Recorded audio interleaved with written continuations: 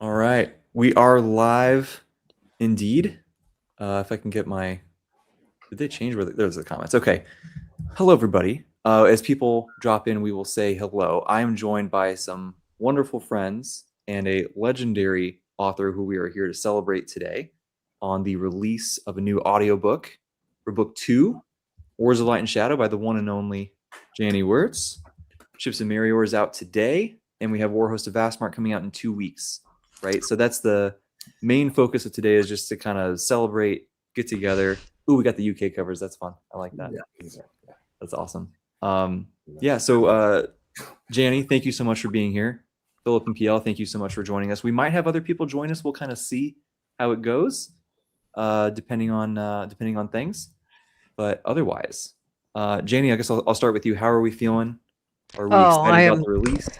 Absolutely as grateful as I can possibly be for all of you guys and all of the readers who put the relentless pressure on to make this happen. And I think books 1, 2, and 3 make a perfect set to start this series. If you don't like books 1, 2, and 3, then the series is not for you. Agreed. But that finale in Warhost that closes Arc 2 really sets the stage for the whole thing. So I'm thrilled that they went that far, and I did not see this coming. I just got the announcement. It bounced in like, guess what? We're doing this. So let's see if we can make a launch that makes them step off and do the next 5 or 6. Absolutely. That's awesome. I think I want to make sure I give some credit to Alex too from the channel Iskandaria. He really led the charge on... He did. Especially on he X did every and stuff for day. that. Bang, bang, bang, bang. On So X, thank there's you to day Alex. 55 of asking the publisher to come out with this. Come on, let's go. Yeah. That is dedication. That was you must have some Canadian in it. That was almost a Terry Fox-esque level of dedication. Hey, it worked. It worked. It worked.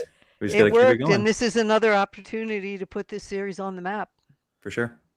Yeah. For sure. Tom Orange in the chat. What's up, Hey, Tom?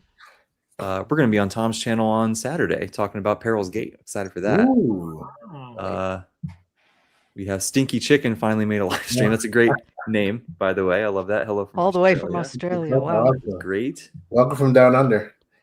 Vaughn is here. There's a great author too. Another great author. Yeah. I've been talking a lot to Shay and David from Four Corners, and both just loving book 3. And I'm like, I really got to get to Sunder Nation stuff. Yeah, it's fantastic. Yeah, it's fantastic. And then here's a good question, really quick, Janny. Your series is in fact complete. It is totally. It is. Doesn't mean there can't be other connecting books or short. I have a slew of short fiction. I've got The Guardian that I'm finishing the edits round 2 on, which is the sequel to The Gallant. So there will be satellite pieces. And if this thing ever really takes hold, there's a book I want to write 30,000 years into the future. Whoa. Yeah. 30,000 years into the future to show where all of this is going. And that would hold the reason why the 7 sages went back to look at what was going on in the 7th age. Oh, my. Which was never stated. So, but it would have to do really well because that would be such an involved work. Be another big chunker book. Wow. You think it would be a standalone, though? I would think you'd have to read the series first. No, I mean, but a sequel. No, it doesn't. It doesn't involve the series. That's done. I wrapped it. Yeah. Okay. This was just something I said. If you extrapolated this, and this, the future history is as intensive as the back history. Yeah. And I said, there's another moment, and there's the whole reason why they went back to look at the event. And that was never stated because it wasn't relevant to this story. Wow. But it's just my idle brain playing with things. Nothing idle about that brain. I don't know how your brain could ever be idle with all that you do. It's easy. You have insomnia, and that's what you do. There you go. There you go. Wow. I'll line up to read that. Oh, for sure. But the next book will be a lighter weight, much more fun. The next things that I produce, because it'll have themes, but they won't be as broad and sweeping as this series was. Sure, that makes sense.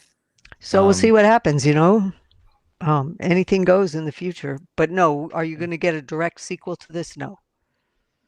It is complete. I want to circle back to some of those themes and stuff here in a minute, but first, let me greet our other guests here. PL, how are we doing today? Thank you for joining us.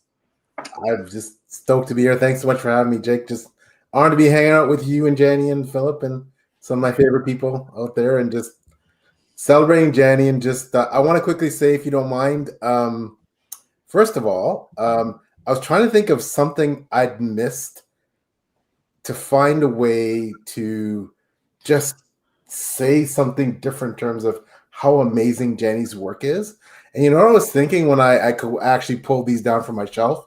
Janny doesn't get enough credit for how tightly plotted her books are. Yeah. Like, I love George R. R. Martin's writing too, but Janny knows how to keep those plot threads tight. When she introduces a character, they're always germane to the plot.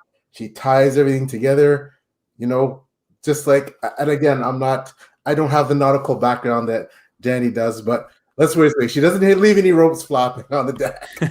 So it's incredible how she managed to do that with such rich, immersive, incredible writing. So yeah, kudos, Janny. You know how to plot tightly.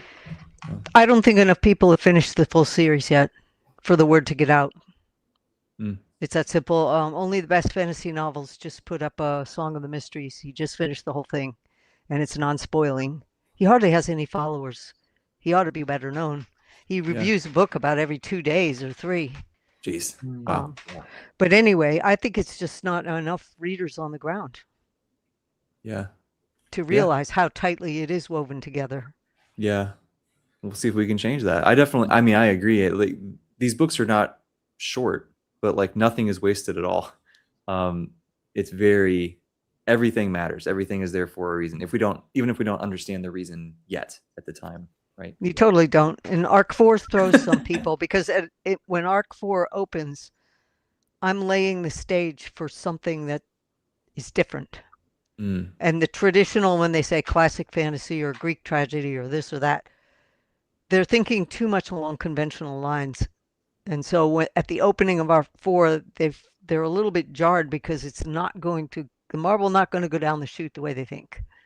Okay, interesting. And I was thinking that was the aim of that marble from page 1 of book 1.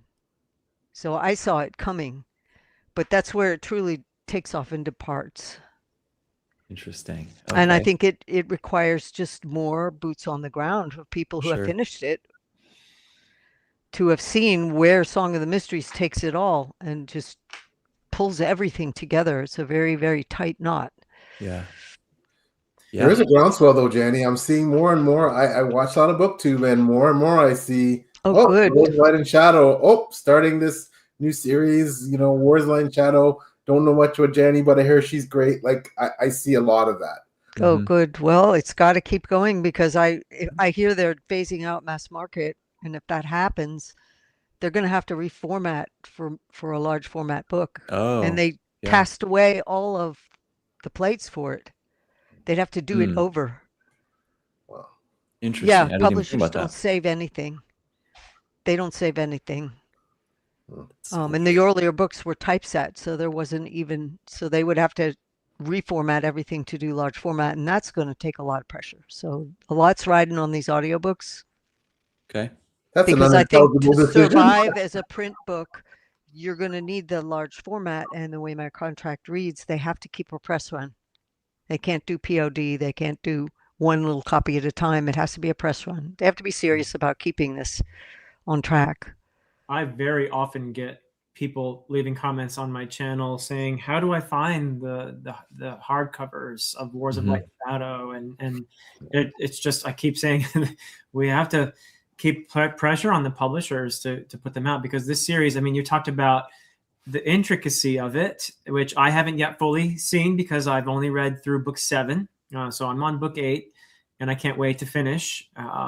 We've been waiting for our dear friend AP Joanna and I have been finished with book 7 for a while, so we've been waiting for AP to get back on track. But I can already see that in addition to the intricacy of the series, there's the incredible breadth and the depth.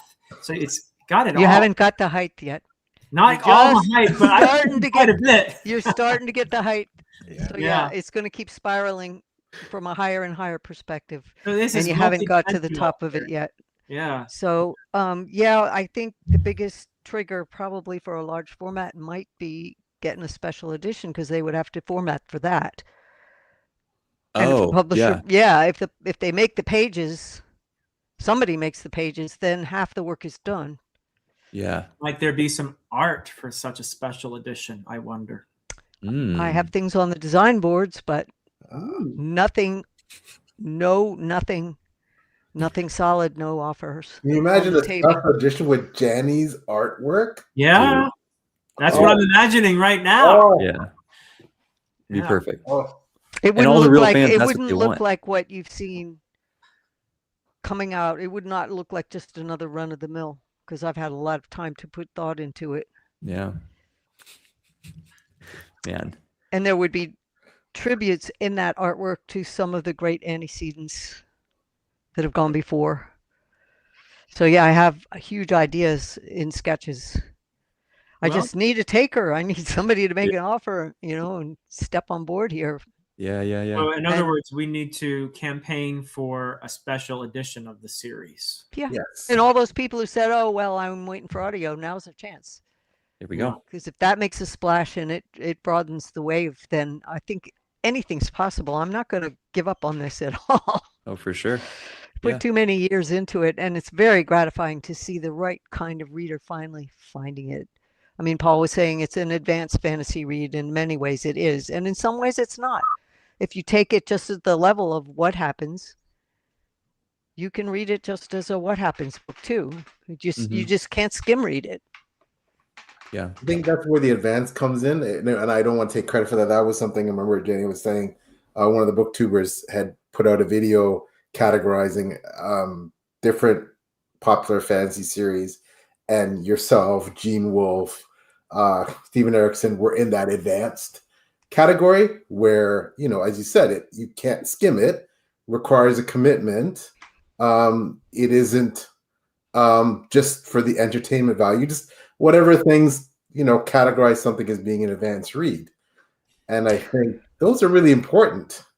There's also the style, and Joanna, her channel, she made a very astute observation about how the sentence structure of the Wars of Light and Shadow works. And she said, "Why did I put what I put at the end of the sentence, where most writers put what I put at the end at the beginning?"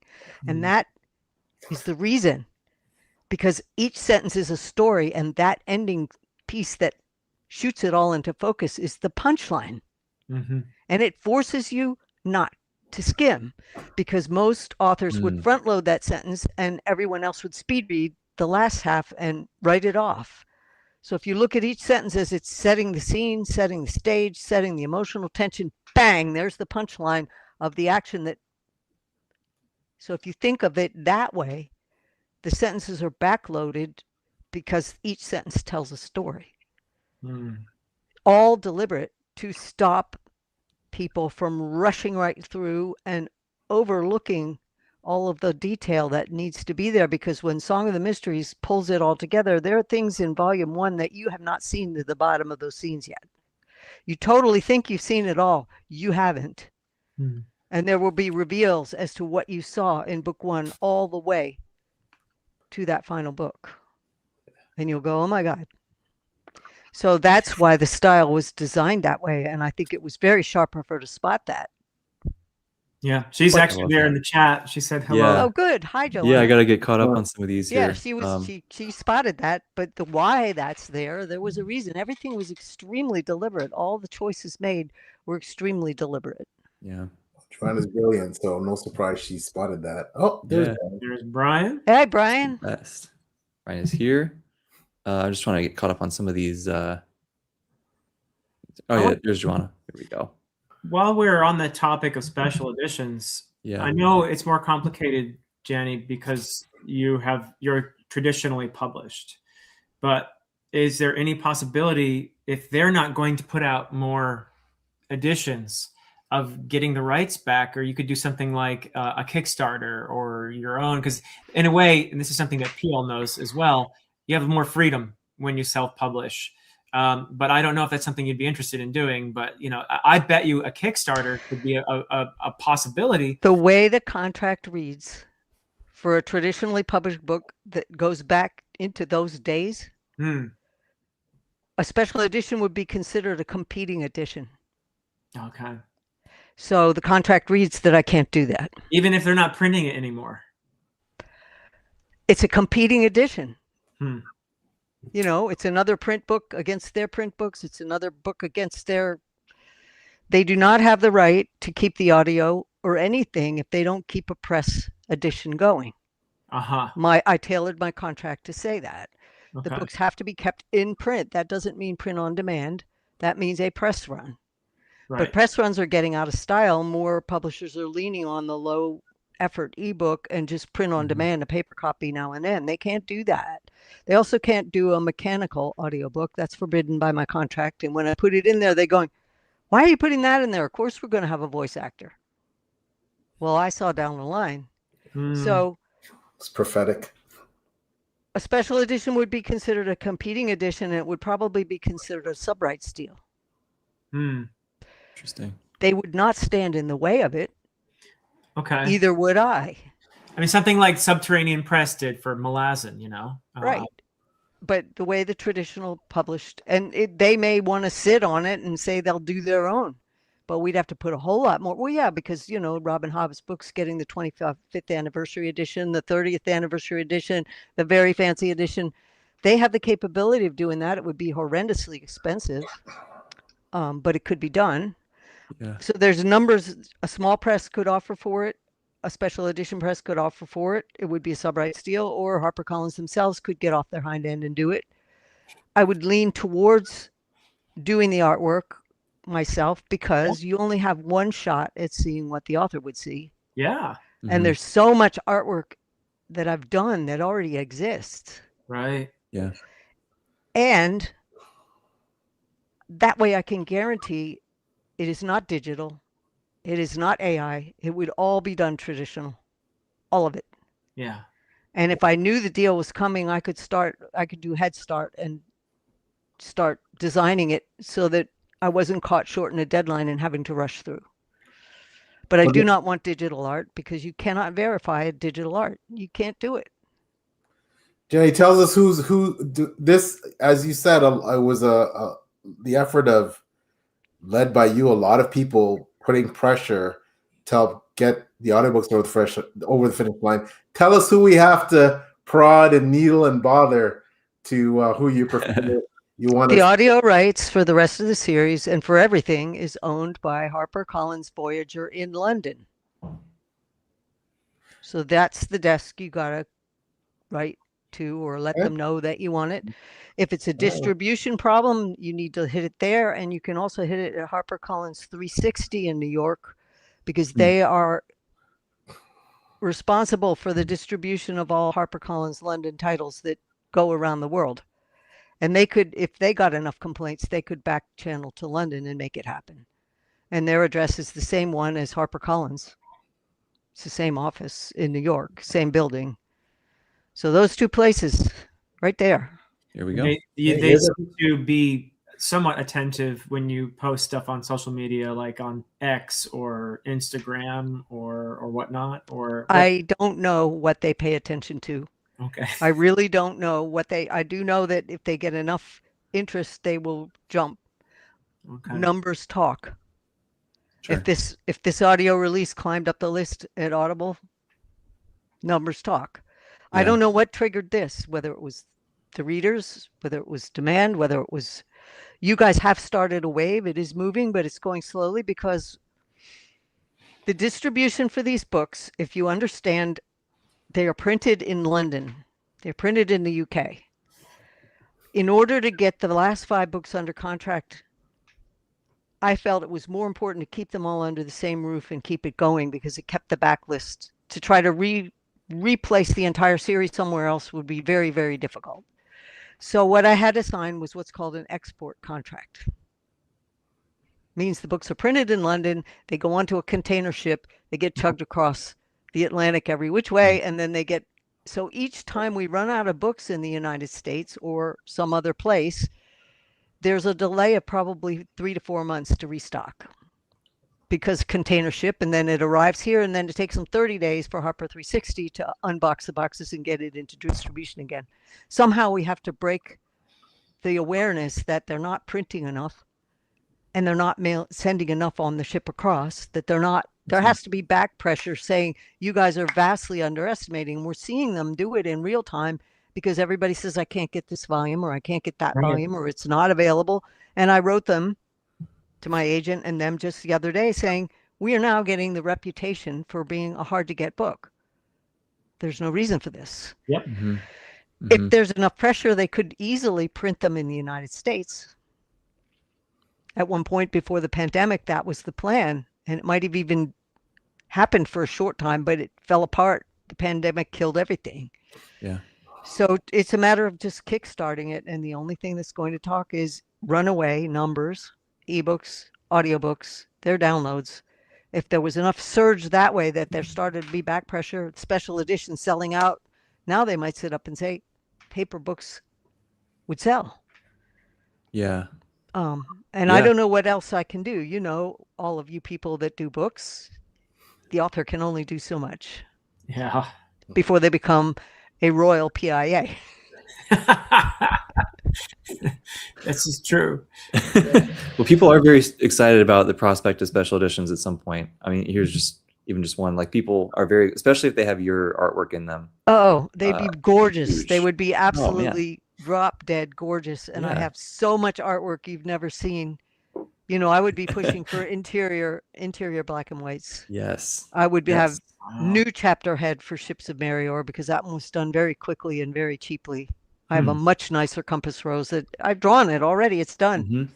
It's ready to go. Yeah. I would have Paravian writing and translations for what it said. Ooh. For some borders. Ooh. Take a page out of Tolkien's book. Just awesome stuff here that's just waiting for that moment. Yeah. And that would certainly sit people up. A huge special edition that's sold out and then big demand. It would just, but the biggest problem is they don't know what they have.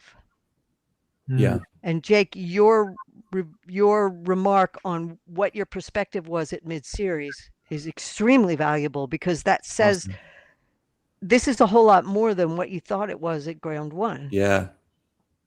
Yeah. Now wait till you can see the perspective at the end of Arc 3, at the end of Arc 4, and then the end of Arc 5. It's all going to cascade together. So that's the biggest problem. They don't know what they have. Yeah. That video was fun. I'm glad that it's gotten the response that it has. I was worried it was going to get like 100 views because people haven't read that far in the series and they were worried about spoilers or whatever. But no, it's, I mean, one of my most viewed things in quite a while. So that was really cool. Well, it's climbing, and that Only the Best Fantasy Novels channel, he was very careful not to spoil. Yeah, that's great. And he did and he got it that the final volume is laced so tight. I have no doubt. I would argue that no one really realizes what they have, Jenny, in you and the treasure that your series is until they get into it. Because, you know, everyone that I've seen that gets to a certain point, as Jake has, as Philip has, and of course I've finished, I have not seen anyone who's gotten to a certain point in your series and hasn't started to say, oh, I think this is going to be my top series of all time. This is going to be everyone that I've seen that has read to a certain point in your series has started to say, this is going to be one of my top series, if not my top series. Well, I put everything into it to make it that way. Yeah. And it's not brand new. So somehow we got to get over that hump too. But, you know, all those years that I labored in silence and quiet, I think are standing me in good stead now. Because I didn't have a noisy fandom pulling on me. I didn't have a publisher that was impatient. I mean, you know, besides the, where are you? We haven't heard from you in 8 months. here's the page number, here's how many chapters I have left. You know, I always told them exactly, even on my website, I had a status bar. It said exactly where I was. There you go. So, you know, in many ways, I was left to myself to design this, and that's becoming a strength. 50 years in the making. It's incredible. But I'm not the only one. I mean, you know, look at Krista Rocchio, how many years he worked on that series. And he wrote it all in a ball, but he spent years working on it. L.L. Stevens, Sordanian, she was working on that in her childhood years too. I was just graduated from high school when I started this one, but I had 4 other completed novels that, God help me, I hope never see the light of day. Written and finished by hand. Wow. Yeah, Held together with brads, you know, those old brass brads. Yeah, Philip and I guess same thing, eh? We were percolating on our stuff for a while too, and then How many years, PL, for you? How many years have you been working on your series? wow, more than 10 before I published the first one. 15. I mean, but you wrote before. I mean, I know you wrote everything. Oh yeah. That 25, 30 years ago. 30 years. Okay, that's what I mean. Like how long has this been percolating? Yeah, 30 plus years, I guess. Yeah. Okay. Those kind of books, though, are the most special because they're so well developed before you ever hit the first page. Yeah. You know, I literally shaped my earlier career around knowing that I was going to release this later. And I needed the chops ahead of time to make it work. Yeah. And what shows the craft, Jenny, is just, you know, again, I just, every time I read your stuff, I just, you know, I mean, again, it can be a bit intimidating and go, I'm never going to be able to write anything. Yes, you are. You already are. But you have a great series to your name, and it's going to be a landmark because you didn't cut any corners and you didn't flinch. And the people who aren't ready for what you're writing, they'll just have to grow up into it. That's all, because you wrote a story with a very sharp cutting edge, and boy, I appreciate it. I love it. We need more like that. And, you know, right now, when I'm seeing teachers say we can't give whole books to students, we have to give them sound bites, it's terrifying. But there'll always be a niche bunch of readers who want the real thing. And you have to realize that when I started, science fiction and fantasy was that. It was niche. It was a small group of people. The first science fiction conventions that were happening when I was a child, you could read everything in the field and you could fit them all in one room. Yeah. The fans. They were doing it on mimeograph, okay? Speaking of days, I would love to know, Jenny, if I'd like to actually, I don't think I've ever asked you about your inspirations. Like for you, what are some of your major influences? But in the course of doing this over 50 years, how have they changed, you know, since the early days up in, you know, mid-series? Was there something that really inspired you? Or what have been some of and it doesn't have to be, I'm sure that you've read way outside of just this genre and all kinds of things have gone into this, not to mention your just practical experience in the world with, you know, sailing and horses and just all kinds of realms, which you have great, wonderful knowledge of. But what have been some of your literary inspirations over all these years? I'm probably really deficient in a lot of the classics, the major classics, you know, like the ones that everybody's read, that, you know, Beowulf? the real weighty stuff. What? Beowulf? Oh, I hated Moby Dick. Oh, okay. I couldn't stand Jane Austen because they gave it to us too young. Well, I was going to a school where they handed it to us way too young. She had such a cutting wit. Kids weren't ready for it. You know, I grew up, one school I went to gave us things like The Black Arrow. That was cool. They gave us Cry the Beloved Country. That was really cool. I mean, but where I got my literary background was I read the library. So a lot of popular fiction that was all hardcover, it wasn't mass market. It was things like Costain. It was things like Dorothy Dunnett. It was things like Mary Stewart. Oh, it was wonderful. things like cheap stuff. Some stuff was just, I don't know, but it was all hardcover and it was very, very, very literate. I mean, the vocabulary that was in those books is what I'm writing with now. I don't sit there with reference books for words next to my desk. I read books. So what I felt Shakespeare was a pain in the ass unless you saw it acted. When it was acted, it came alive and it was wonderful. And I went out and I bought a collection of Shakespeare after I got out of school to read it for the words. So my influences came from everywhere. Joseph Kessel's The Horseman. I read Alistair MacLean, his thrillers. I read my dad's library. I read all of his men's fiction. I read all of, if it crossed my path, I read it. I used to take 8 library books home a week, and I would read them late at night after I rode my horse or did stuff outdoors. So I just would plow through books and, I would return them and I'd read them all. So it's hard to pin down what was my reference. I could say, here was a landmark book. My God, reading Roger Zelazny for the first time. It's like, whoa, where was this all my life? But science fiction and fantasy wasn't really present in my library. I mean, my school library at 14, they had Tolkien. So I read mythology, a lot of Greek myths, a lot of fairy tales, the Blue Fairy Book, the Red Fairy Book, all of that folklore, really thick on the ground, traditional ballads, all the stories in traditional ballads from my music background. So it came from everywhere.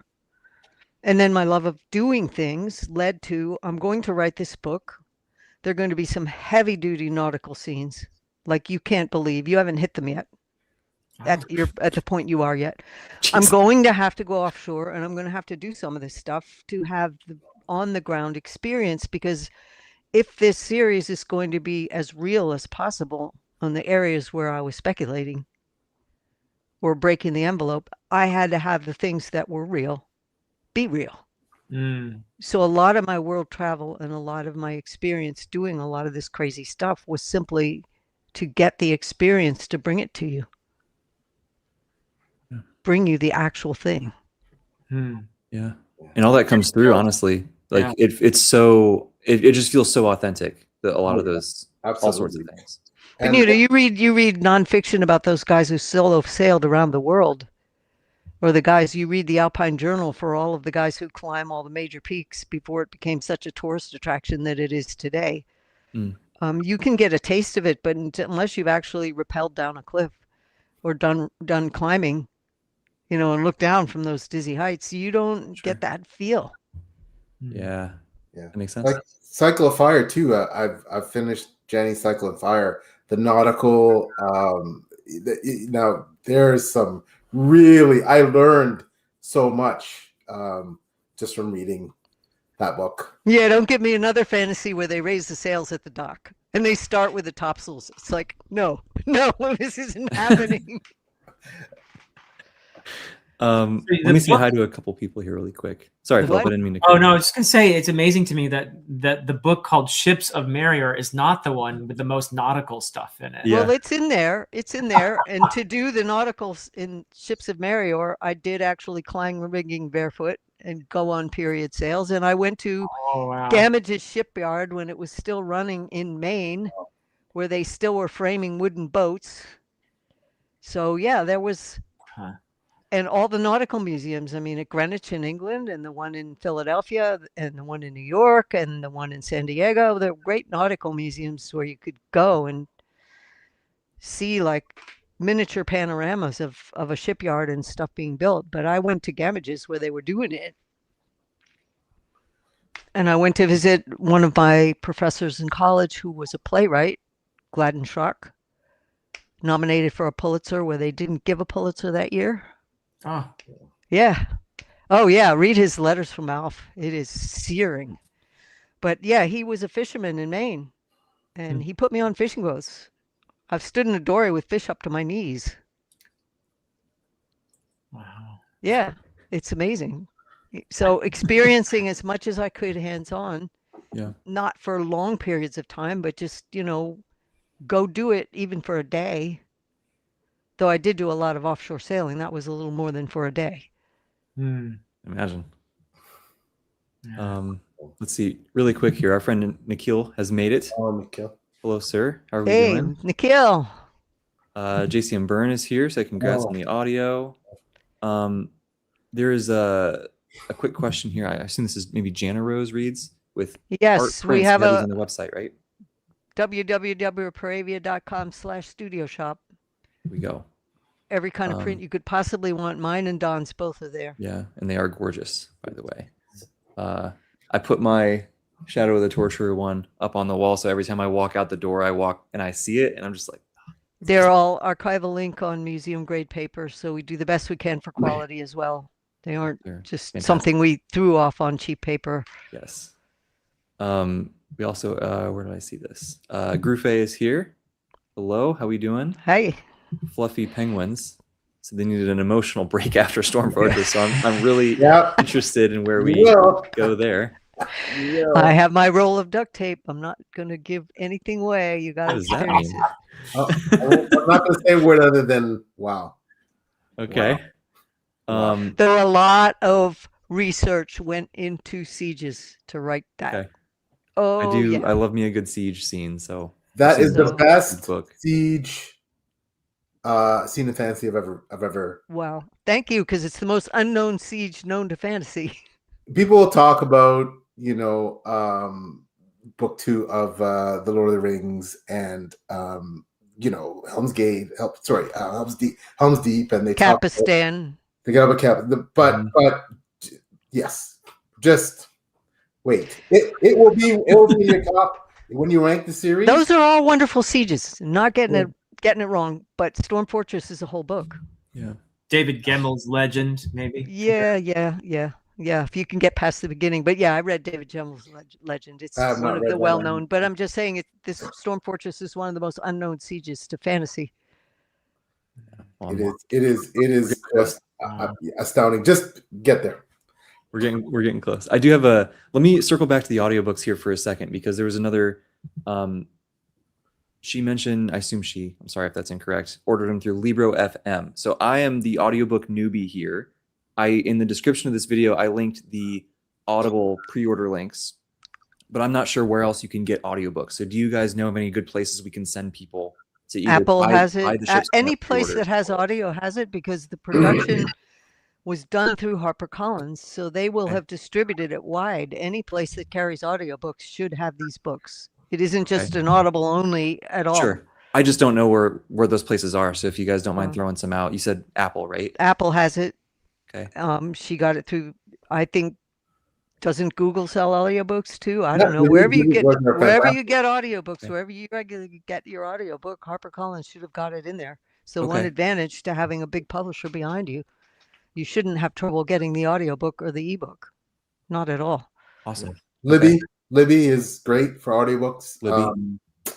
What's the Blaze is where he has Spotify. Nah, I'm getting old. Oh, Spotify, Audible is great. Okay. Audible. there's lots of good places. And then there's for if you want like the discounted, like with no subscriptions, Libro, I think that's Libro. Yeah, Libro. Is that Libro the, and Libro FM. yeah, was- Libro and okay.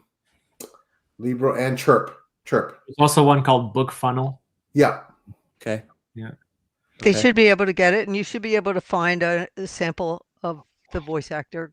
Colin Mace is just top drawer, and he's all the way through so far. We've gotten Colin Mace for all of the books, so I would hope if we continue that they will continue to get Colin, because he's exceptional and he suits the style very, very well. Awesome. That's great. In the interest of that too, beyond the things we've already talked about, I believe that, well, I would hazard to guess this functions similarly to books, physical books or ebooks, where the pre-orders help quite a bit with kind of nudging that along. So people watching, if you are able, it might be nice to try to pre-order Warhost ahead of time to help. If you understand how the series is structured, Ships and Warhouse were supposed to be together. Mm-hmm. So Ships is the setup, and it stops at a very climactic moment, but that is the half point. Warhost is when what I call the convergency happens. So the big kick and the massive payoff is Warhost. So really pick up Warhost if you can and do the two together. And if you see the ratings for Ships of Merior's hardcover in the United States, where the two were together, the rating is way higher than when it was split in two. I can see that. Because Ships is really half a book. It doesn't stop at a bad place. People assume it's a big climax, but it's not the super whammy. Yeah. Still pretty, I mean, it's, my version is 400 and including the appendices, it's like 400 and 500 pages. Yeah. I wouldn't have allowed them to split it in two if it didn't have a good stopping point. But you really haven't seen the whole picture without Warhost. This is where I fell in love. This is where I was like, oh my gosh, like it took you that long. No, I knew when I read book one, I had something, but this one I fell in love. This is one of like, oh my goodness gracious. It takes a while to wind the characters up and then the factions, because until you understand what their motivating drive is or their moral high ground is, their actions are not going to make sense. And it's going to be like, why is that character doing that? And I don't like tipping that scale too soon. You don't know when you meet a person what their moral high ground or their motivating drive is. You figure that out through slamming into it or having a conflict with it, but people don't walk up with a sign on their forehead saying, this is what I stand for. And really, Ships is where the characters, I had the room there to deepen it. I had the room there to begin expanding and letting you start to see behind the curtain. So much had to go into Curse of the Mistwraith. I just did not have the space yet. I believe so I left a lot of that as a mystery, but people who want to warm up to a character quickly, you're going to get it in Ships and Warhost. That's where it really starts to blossom. Yeah. This is also where, Jenny, you started to really crush us with this is where you started to crush us. And I think that's where I fell in love because of the pathos and the way you could make something so horrible, so beautiful, so poignant. This is where you started to do us in. And I messaged you, I think, about when I was reading about, oh my gosh, Jenny. Like, that was, really moving stuff. Yeah. Well, that's why the first 3 books is the perfect set. It is. It really is. To get it started. Brian has a good idea, again, for the special. He's the idea guy, you know? Yeah, this is the way to go. Whammies. Super whammies. So we talked about your nautical experience and how you wove that into this in so many ways. One of my favorite things that shows your knowledge in the most beautiful ways is music in the series. I love what you do with music in there. And one of the, I think, less known wonderful things about you is that you play the bagpipes. But in addition to that, I'd love to hear about your musical experience. Do you play any other instruments besides the bagpipes? And follow up on that is... I started out at 9 years old. My dad brought home one of those really, really awful $15 guitars. You know, those ones with the strings about 1/4 of an inch off the fretboard. Yeah. He shows up with this thing, and he had a beautiful 1940s Gibson guitar, and he had a 1910 mandolin that was not a Gibson; it was a Martin mandolin. So he had the Gibson guitar and the Martin. So he comes home with this thing, and I had listened to him play the guitar in the evenings because I guess a good friend of his died and left him the guitar because he admired it. So he taught himself to play it. So he comes home with this cheesy, crappy, awful guitar, and he said to us, whoever learns to play it gets to keep it. So, of course, my brothers were 3 years older than me and 6 years older than me. They dove in, and we were fighting over it. But after a month, I was the only one still standing. So taught myself to play. Calluses 90, it was a horrible guitar. So I used to borrow my dad's good guitar, the Gibson. It fingers just like silk. It's super nice. He gave it to me on my 16th birthday. Oh. So I started out with Child's Ballads, Gibson guitar, and then I expanded into mandolin, and I played violin in high school. So mandolin was simple because it's the same fingering. So I have a lot of stringed instruments up in the loft, and I went to hammer dulcimer. I traded that for a painting. A friend of mine built it. That's Wow. upstairs. I used some inheritance from my grandmother to buy a wire-strung harp. Gorgeous little wire-strung harp. Wow. Bagpipes were something that in my hometown, they had a really awful bagpipe band that used to play at the church fair. But I loved it.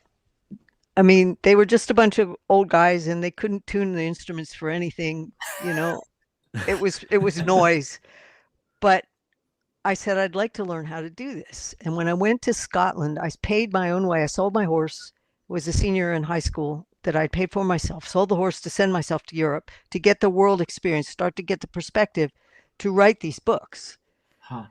And going through the Pass of Glencoe in Scotland, I heard bagpipes played as they were supposed to be played. Mm. They were tuned. Gorgeous players play in that pass, you know, buskers. And I said, oh my God, I got to learn how to do this. So I went to a college where there was a pipe band that played at the opening ceremony. It was the local veterans. They met at the Veterans Hall. Mhm. Again, they couldn't play, they couldn't tune. It was noise. But my librarian could play, had some decent lessons. And he said, if you show up with a practice chanter, I'll teach you. Huh. And he thought I would never show up with anything. I showed up 2 weeks later. Here it is. When do we start?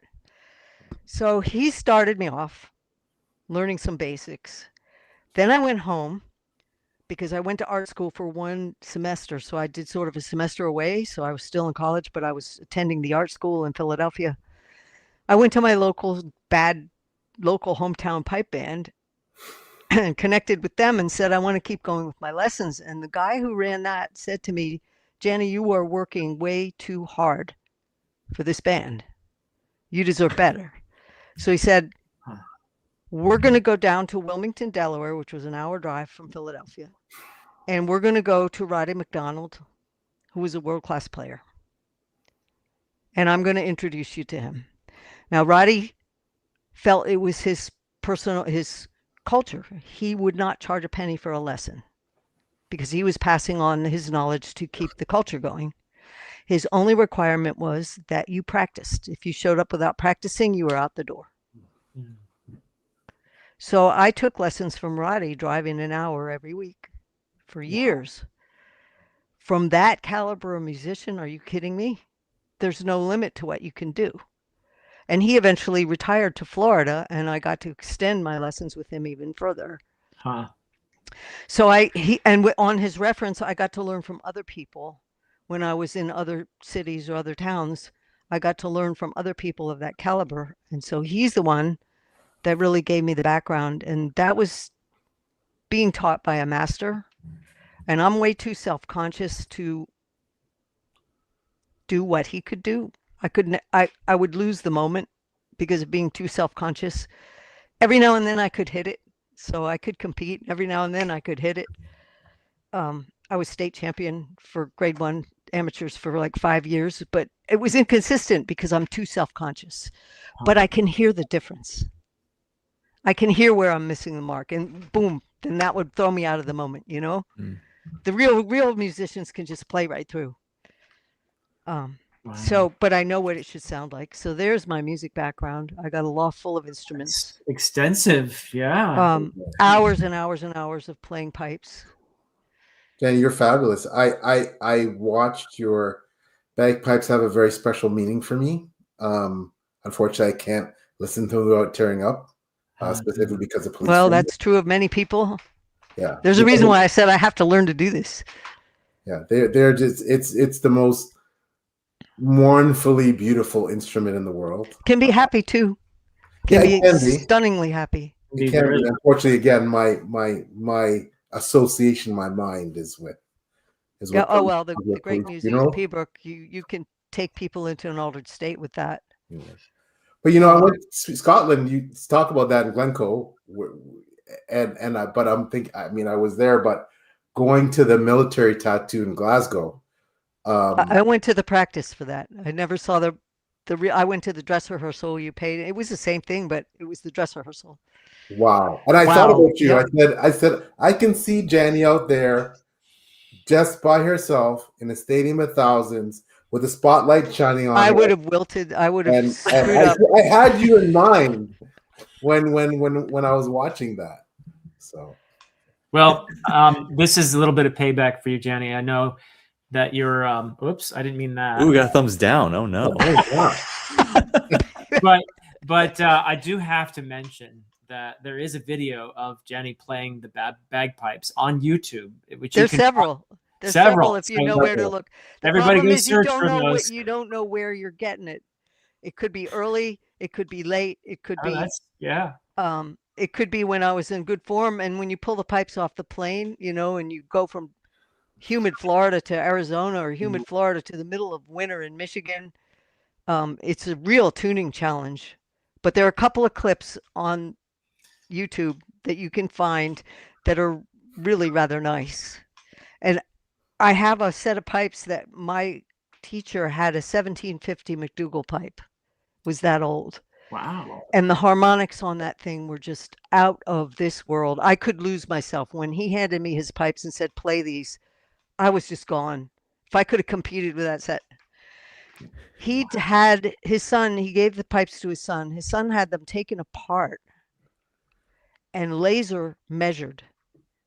And then they made a replica set from those measurements. And there are only like 175 of them in existence because the guy who did it ran himself out of business. He was too careful and discarded too much blackwood. But the pipes are gorgeous. So I have one of the first replica sets that was made. And I always ask Roddy, is it the old wood or is it the cut of the drones? It's the cut of the drones. There are harmonics on that instrument that you just don't get with the other sets. And I love them. So one or two of those cuts on the internet have that set of pipes. And you can tell because they're narrower. Okay, here we go. Wow. We need the internet detectives to Yeah, find which one it is. they have silver, which isn't real silver. It's just probably nickel fittings. So it looks silver because it's polished, as opposed to the older ivory ones. And the ivory set I had that I played before them, which I still have, are still rather nice, but they don't have the tone that these do. Yeah. Huh. the most interesting woman in the world. What has Oh, for done, sure. right? For sure. Yeah, this is probably more than you wanted to know. No, Oh no, you no. can keep going for another hour. I'm entranced. Oh yeah. So what was it? Was it Brian that I sent to listen to Pembroke? Somebody, where I said, go listen to this recording of the Desperate Battle of the Birds, if you really want to get a feel for what the pipes were designed to play. And I went and I dug up a recording that played it the same way my teacher taught me, and sent it. But so yeah, there's the big music that the pipes were designed to play, and that's the ones that were banned. Yeah. And they actually created a spoken language called Cantrock so they could pass it down as a spoken language. So the music was recorded because it couldn't be played or written. Yeah, for over 100 years, it was banned. Wow. The pipes were considered a weapon of war. Yeah. And they passed it down intact. So then there's the small music, which is what you hear at the tattoo, the parades, the marches, the dance music, the strathspeys, the reels, the jigs, what you hear on St. Paddy's Day. And that's called the small music. Got you. Wow. Maybe one day we'll get to listen to you, Jenny, a live concert. Maybe? Well, that would be fun. If I ever get to be a huge celebrity. I used to play the pipes at the head of the Dragon Con parade every year, so you can find them there too. Oh, that's so cool. Yeah, that's cool. That's cool. That's cool. The Netherlands. Oh, from the Netherlands. Look at this. We're all over the world here. Wow, Right? that This is so great. amazing. Yeah. That is so amazing. I do want to make sure you saw this, Jenny. I don't know if you missed it when I flashed it up here before, but John wanted to stop by and say hi, John. Say hi to Jacob too, and Amy. I can't wait for your Yeah. sequel. You better be writing. Oh, for sure. For sure. I agree. Jared's Fantastic. here. What's up, man? Oh, there's the wonderful Jared. Oh, wonderful, Great. Jared. Wonderful, wonderful Jared. I hope we'll be Shad. seeing Jared at ICFA this month. I hope so. Yes, me too. Me What's too. up, Shad? Another great supporter. Stira Squad. Hi, Jenny. Congrats. Currently reading Master of White Storm. It's got so much depth behind it. Slowly making my way through. I'm so excited to read White Storm. It's sitting on my shelf. Yeah, if you like audiobooks, there's a really stellar narrator did that one. Very Yeah. nice. I'm reading it right Simon now. Preble, he's a Golden Voice and an Audi winner multiple times, and he knocked it out of the park. You've heard him. He Awesome. did Doctor Strange and Mr. Norrell. Yeah. He did Narnia. Okay. He did Shackleton. He's mostly known as a mainstream narrator, but yeah, he was my handpick. That's who I wanted, and got him. That's I awesome. was so happy. I'm reading Master White Storm right now, and it is wow. I messaged Jenny. I said, I can see. I don't want to spoil anything when the character. I can see where perhaps, and she said it herself, where Arathon, where some of his inception came from. So it is Interesting. brilliant. It was Corandir was practice for Arathon. Arathon actually was designed first, but Master of White Storm was the experiment to show a character from the external view where you gradually see the internal view, and it doesn't match. It doesn't match what you see on the outside. Yeah. So I was seeing if I could pull it off, and it was designed originally as a series of short stories, but my then editor said she wanted an epic fantasy. She wanted to see it novelized. So I novelized it, and it is episodic because his life is a bit episodic, but by the time you reach the half point, it's going to all dovetail together and read more like a novel. So you would think that people would like that because you can read each little episode where this character, and it's sort of a dichotomy because you see the people, it's about a mercenary. He's being hired, and you see what they see, which is slices of his life as he completes the task, but they don't see the continuity of what it's doing to the psyche of this character. And that's where it begins to dovetail together. Masterfully. So, but I get complaints that it's episodic, and I thought people want short chapters, or they want something they can put down or listen to on a commute. It should be made to order. You can't win. I don't know if that episodic as an insult. I guess maybe I just love reading all kinds of forms and formats of books. I don't care how the book is written as long as it's well written. It doesn't matter if it's episodic or if Well, it was when I designed it as shorts.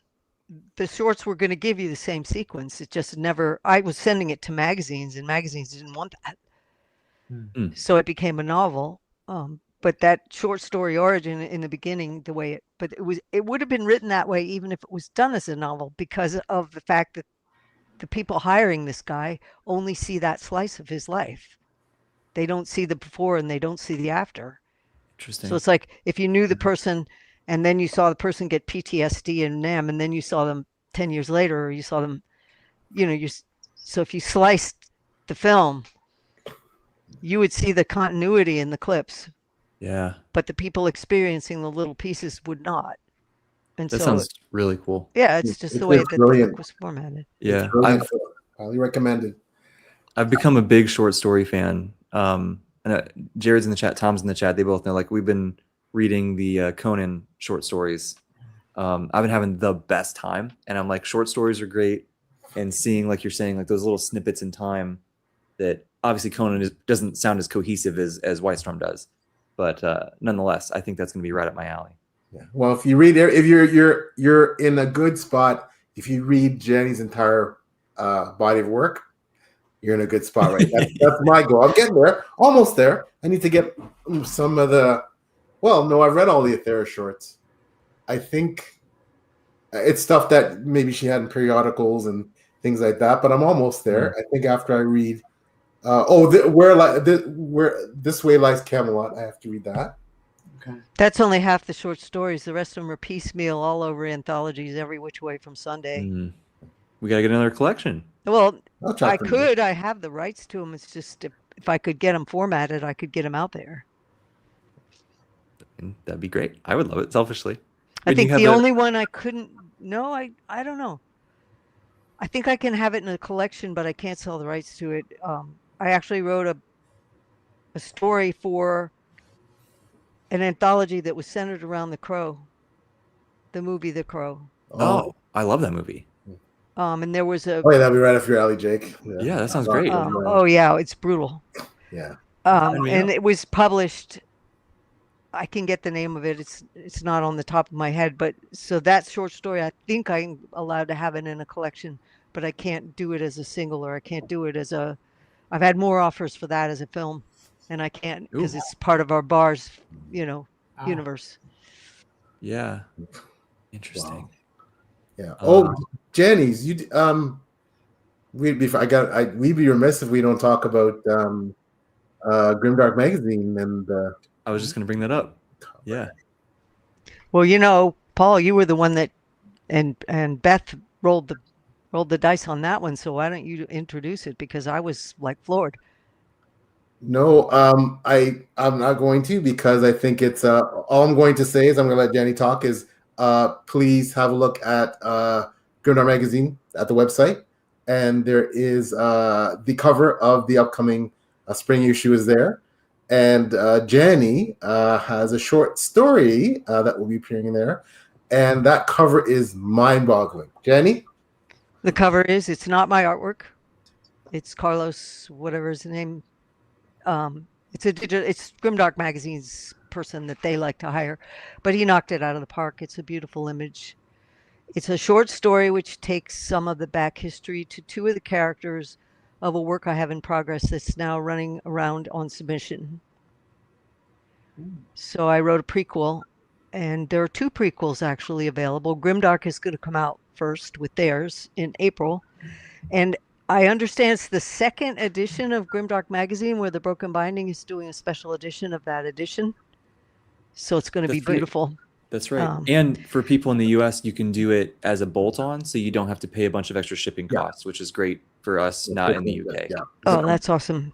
So I'm really excited about that. That's incredible to be part of that, kicking off a new era for Grimdark Magazine. It's very cool. They do great work. They've been super to work with. And I made sure the story stands alone. So it's all by itself. But if you like the characters, there's another short story featuring the characters in Unbroken, which is the charity anthology to raise money for Peter O'Rollian and his wife's cancer treatments. And that's coming out in July. Yeah, that's going to be a great anthology. The list of authors on that is it's stellar. It's absolutely mind-boggling. The list. Yeah. So Frontman Fallen is coming out in Grimdark Magazine, and Wrong Man Standing is coming out in Unbroken. That's awesome. So those are the most recent short fiction pieces that I've produced, and they're well along edited. Just going to leave that there. No? Well, the problem with a lot of those short stories is that they were typeset. There is no electronic file. They will have to be typed in, because back in the day, there was no such thing as computers and word processing, and it was all done on a typewriter. I bet you that someone could scan it and easily. And then you have to clean up all the little errors. Yeah. And you have to find a copy of the book and rip it apart. Yeah. And some of the stories I do have an electronic file for, but I'd have to go through page by page of the printed story to introduce the editing changes and the copy edits, so that everything was as it got published. It's just work, and it's like, when can you? Sure. You're still creating. Yeah. Do you want to pause your creative field to get all this back stuff into print, or do you want to keep going forward? It's always that. What do you do? Yeah. You only have so many years where you've got a mind left to keep writing. You got to find a super fan with enough free time to just do it for you. Or a publisher. That's the way to do it. Yeah, or a publisher. That would be ideal, probably. Yeah. But, there's enough short stories to do an entire other anthology or collection. That would be awesome. For Zero Zaku, if you mean the audiobook, this is out now, right? So you should be able to go and get this today. Yep. Today. Today. And then Warhost comes out in like 2 weeks. 2 weeks. So 2 weeks. Getting very close. Very close. I can type allegedly. We have a volunteer. That's funny. Something I'm sort of struck with here, sitting here with the three of you, is that, and I respect all three of you very much for a lot of reasons, right? But I guess specifically as authors, I think all of you, like, you really you do stuff that other people are not willing to do, right? Like PL, Philip, you guys have like full-time careers, families, you have a lot of stuff on your plate, but you still have made this work, right? On top of BookTube and all these things. And Janie, we've already talked about, you traveling the world and doing all these things. And I think it's so cool that not only has that benefited your stories, right? But like you can really tell, right? Like it's not just you guys having maybe an easier time of writing a certain thing because you've been there, first person, but the reader can, like, at least I can. I know a lot of other people can too. You can just tell that it's authentic. Philip's traveled the world. Yeah. Philip, you can tell. You can tell. Yeah. Everybody. My series wouldn't be what it is without my experience of living in different countries, especially in South Asia. And Paul bringing his experience to what he writes, it brings an edge to it. Yeah, absolutely. The idea that you can just be an armchair writer, I don't really think you can. No, I don't think so either. The best writers have scrounged around a bit. They've held odd jobs. They've done things left-footed, but you live. I don't think, I think, for me especially, it's just seeing my regular job, seeing so much of life, good, bad, and everything in between. I think that's what I hope is conveyed in my writing. So yeah, I wouldn't be, like Philip said, without that, I don't think it would have the maturity to write something like I'm writing. So yeah. Well, you see things that the average person does not, and the average person would not want. But one of my favorite quotes, and I can't remember the woman who said it, but she said, "The story is the gift of experience given to somebody else." It's beautiful. Well said. Very well said. And once you give that gift of experience to somebody else, they add their experience to it, and it becomes more than the sum of its parts. That's why I never get upset when people react to a book. Good, bad, or indifferent doesn't matter, because those other people participating with what those words mean on the page, they're bringing who they are to it, and it becomes greater or even less than the sum of its parts. It's alive because they're adding to that momentum. If you could see the structure of what you'd built based on all the readers that ever read a book, it would be like a work of art. I like that a lot. Yeah, that's cool. To be honest with you, Jenny, that's what I think about when I think about your books. They've transcended. They're works of art to me now. They're not just 100%. It's like looking at the Mona Lisa or the Statue of David, or it's like it's art for me now. It's kind of transcended. But that's what art is. That's what it does. It crosses lines, class lines. Every line anybody has drawn around a person to put them in a box, art can transcend that, and they want to give it to a machine. I'm going to fight that. I will yank the plug out of the wall and do everything by hand on my old Royal typewriter that I paid $20 for at the junk sale and $20 more to have it refurbished. I will work that way again. I will work by hand again.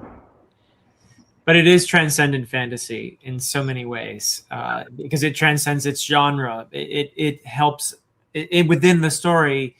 The characters transcend themselves, and of course, the readers experience this transcendence as well. It's starting to be a genre now. Yeah, transcendent fantasy. It's like they're starting to add on, and I'm like, whoa! There was a foundation being built. That was I set out to do that, but it wasn't there. That it didn't exist then. Was that Chibipo? That was Chibipo. Chibipo. Yeah, he called right now. Chibipo going. Chibipo. That was a great call. Calling Jenny Wars of Light and Shadow transcendent fantasy. That's exactly the right descriptor we needed for this. Well, Paige Christie's books were just reissued in print. They were small press. She got the rights back. She just self-published them. Go check out her Tales of Arnan. It's definitely transcendent fantasy. Yeah. She turned some tropes upside down. It's really beautifully done. It's 4 books, just 4 short books. If If you like broken heroes and you like smashing the glass, she did a hell of a job. It never should have been so buried. And she's unfortunately caught in a position in her life where she doesn't have time to do the promotion she needs to get it out there. But that one is well worth looking up. I really have to get to her books. L.L. Stevens as well. You mentioned. Jen. Oh yeah, those two. Oh my gosh! Oh, like, yeah. have you, Philip, Jake? Have you read her stuff? I have not. Not yet. I have plans to within the next probably by the end of April. I want to Run, start. do not walk. Yeah, it's in the works for sure. And her final finale is coming out in April. Yes. How many books are in the series? It's six, I think. Six. Yeah, I think six is the final one. Probably Here. 6. And they're not super long. They're like no, they're 500, not. 600 They're on not. paperback. But they're juggernauts. Once she winds it up, get past the first chapter in the first book, and holy cow! Oh, she is so good. Yeah. And there's another one that's been designing it for decades. Yeah. Sordanian is the first. Yes. Oh, Sordanian is the first, and it's a great book on its own. I mean, it ends. You're going to have to go on to the next book, but it will really give you the grit of what you're going to be facing in the series. Yeah, I'm done. very excited. It is. She is a phenomenal. Those two, the Sun Eater and that were and your book, Paul, were my best reads last year. That's very humble company. That's I read many fantastic books, but those were the ones that were the top tier. And Philip had a short too, but that was early in the year. So Philip's book was, oh my gosh, Philip's. Well, Philip's series is still my top. Yeah, indie self-published fantasy series. Philip's the only one here who I've read all his books. I did not have any duds last year. Yeah, that's good. Yeah. Tori threw out another. C.S. Friedman's one that the Cold Fire stuff I really want to check out. Yep. Boy, that took me 4 tries to get past chapter 1. Oh, because it's brutal. You think grimdark is dark, but she had a reason for doing what she's doing. Okay. And if you like psychoactive planets, also read C.J. Cherry's Clouds Rider and Rider at the Gate. Yes. Somebody was talking about that today on Booktube. Who was that? It's both of those, the C.S. Friedman book and that one are about human beings populating a planet that's psychoreactive. It's on Booktube. Very cool. And both of them are extremely well done. So Carolyn Terry did a duology, same concept, but presented differently. Here's a question for you, Janie. Do you know of any sort of resource to find forgotten fantasy authors? Jenny. Well, Jennifer Fallon. She's an Australian and she's rather recent. Juliet Morellier is New Zealand, and when I think of forgotten fantasy authors, I think older, and Lois Bujold is quite well known. All of those people are fairly well known. Jennifer probably less. But okay. Australia, it doesn't have the misogyny we have here. There are a lot more women authors publishing from that hemisphere. The ones that are truly forgotten, Katie Wakeman, The Marrow Tree, R.M. Melick, Gruesome Fire, mind-blowing books. C.J. Cherry, she was a Hugo winner, and you just don't see her books coming up anymore. And she wrote The Expanse before The Expanse. I mean, come on. And she wrote fantasy, too, that was absolutely fantastic. Annie McCaffrey, she was huge in her day. She was the first science fiction author, fantasy author, to make the Times list. And she is left out of all of the major, you just finished reading Conan. Did you read The Ginger Star? C.L. Moore. C.L. Moore. There were 3 authors who were women who wrote pulp fiction that were of the same era as Conan. Tanith Lee, virtually forgotten. Joanna's been telling me a lot about Tanith Lee. Yeah. She liked it a lot. Yeah. Shouldn't be forgotten. Her Flat Earth series should not be forgotten. Mm-hmm. So there's lists and lists and lists and lists of absolutely top drawer women authors that people would love if they picked them up today. Yeah. Yeah. Did you like it, Tom? Took a little while to wind up, but it was super good book. Let's get the review. Yeah. I'm excited to dive deeper into some of those things. I mean, like the Heaven Tree books last year were so fun. There's another one not known, but she's historical fiction. totally Mhm. not known. And Yeah. that's an exquisitely done trilogy. Oh, perfect. It's Yeah. perfect. So yeah, there's, if you want to know some women authors who've been erased, and I can compare, if you like this, if you like Guy Kay, read this, read Barbara Hambly, or read, I'll correlate them. They've just been pushed aside. And when people say, oh, modern fiction, they didn't write things like this back in the day. Yes, they did. But the men were copying Tolkien. And those books sold huge numbers. And now that's what's Sure. remembered, is that's what they did in the 80s, or that's what they did. No, that's what came off the press in the hundreds of thousands, or the 30,000s, or because back then fantasy was still pretty small. Yeah. But really, Le Guin is the only one that's remembered. Yeah. Oh, good. You're a fan. There you go. So yeah, there's mind-blowing stuff that's been written that has everything that the modern authors say they're doing that is new. It is not. It was just done niche. It was done niche. Darn right. I'm not quitting. Yeah. There's an excellent fantasy author, Tori herself. Oh, cool, Tori.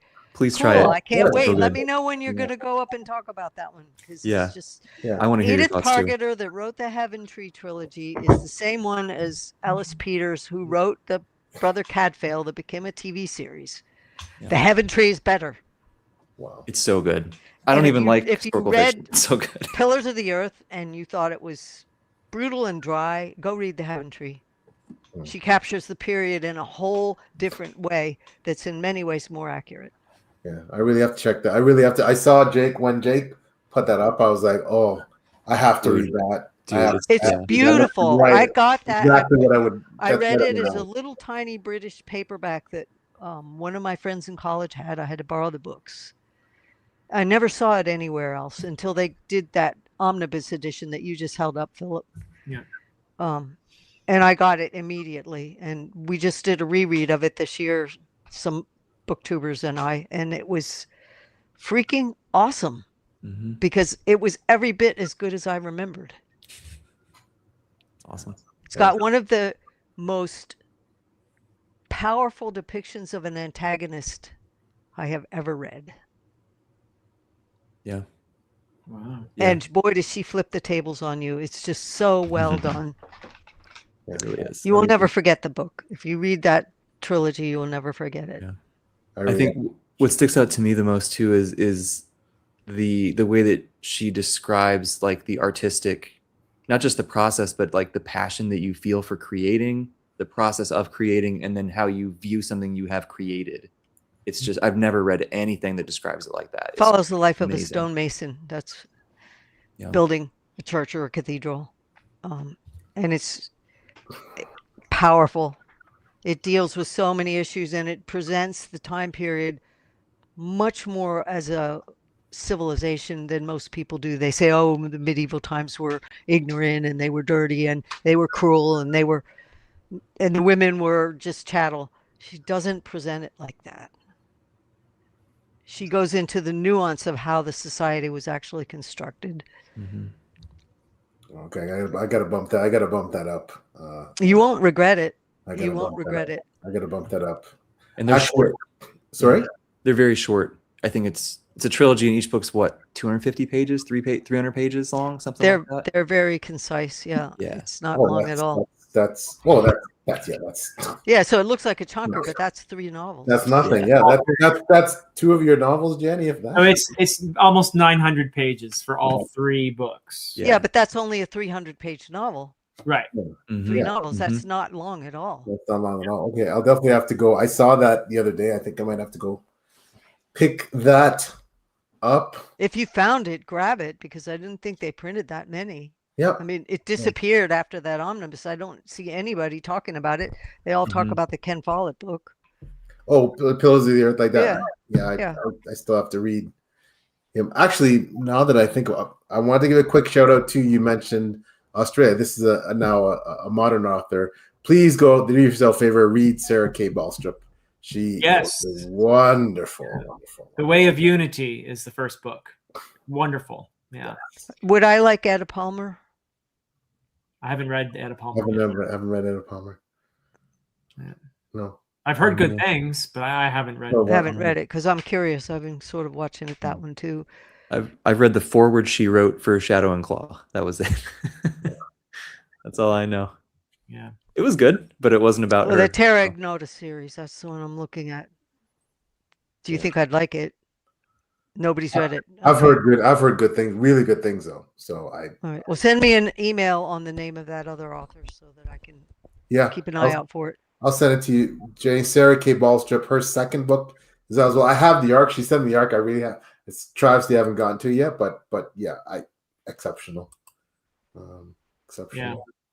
Very spiritual, and very introspective. When I read The Way of Unity, I kept getting Virginia Woolf vibes, and I was so pleased when I talked to her on my channel, and she said, "Yeah, Virginia Woolf was actually, I think, the writer she said who inspired her to write." So, yeah. Philip, I would be curious to see if you could get a hold of Gladden Schrock's book. It's called Letters from Alf. Okay. And it's written by a guy who is a fisherman in Maine, but highly educated. Now, Gladden was a playwright. He also wrote this that was nominated for a Pulitzer. Oh. He fished in Maine for like decades. Huh. So he's writing firsthand about the whole fishing scene in Maine and the contrast with this tourist. But it's written as a series of letters where he's writing to a psychiatrist, his observations on life. And it is searingly cynical, so you think, until he hits the end of the book and says what he's really saying. It is freaking awesome. And it is beautifully written. It reads like poetry. It is arresting. But I would love to see what you think of that book. And it's a searing view of society about reaching middle age and not having accomplished anything and had opinions that go nowhere. In other words, he's looking at his fellow man and you think it's just completely cynical until you realize what he's really driving at. Huh. It's got that New England melancholy, it sounds like. No, it's not melancholy. Oh, okay. It's razor sharp, incisive, razor sharp. The wit is just pointed as it gets, and it cuts right for the viscera. Okay. All right. But I would love to see what you and AP think of that book. It's you can find it used. It's called Letters from Alf. Well, don't tell that to AP because I'm trying to get him to read Trader's Knot. I know. But yeah, I would love to see what you make of that. Gladden has an amazing mind. And it's certainly like no book you will ever read anywhere else. And some of the descriptions of what the Maine fishermen would do to gross out the tourists. It's like the humor is makes Malazan look tame. Wow. Okay. You know what? Hey, while we're on the subject, Malazan underrated for its humor. Wars of Light and Shadow, very underrated for its humor. Nobody talks about it, but it's there. And wow, was there some funny scenes? Storm Fortress. Oh no, Trader's Knot. You'll come across that. Yeah. There's some Okay. funny scenes there. I brings me to mind of a reading that I did years ago when the books were a little easier to get because I still had a US printer, and I did a reading at a Dragon Con, I think. And there must have been 10 readers there. That was like, wow, the most crowded room I ever had. But I tried to read that scene and I couldn't get through it. I was laughing so hard. Everybody was on the floor with tears going down their face because they could see what was coming as it was unwinding. Oh my God. Well, you needed it after Peril's Gate. It's in Trader's Knot. Oh, I can imagine. Yeah, Peril's Gate's a lot. You needed it. Hey, Jenny, a question for you, and it only clued up because I just saw my inbox light up and my editors sent back my final edits. So I guess I got homework this weekend for my book 6. Back to work because we want to read it. That would keep you out of mischief, PL. Yeah, I guess. What's your editing process like these days, Jenny? when you're.